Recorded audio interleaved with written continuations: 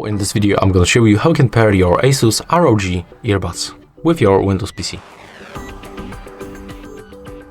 So first of all, you have to open this charging case, and then we have to remove both earbuds.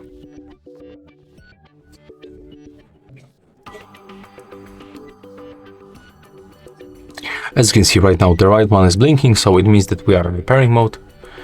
So right now, just go to the Bluetooth settings.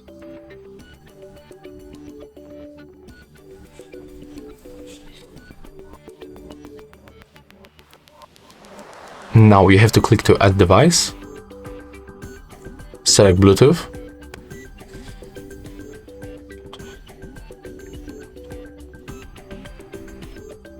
And select your ROG Cetra True Wireless Earbuds.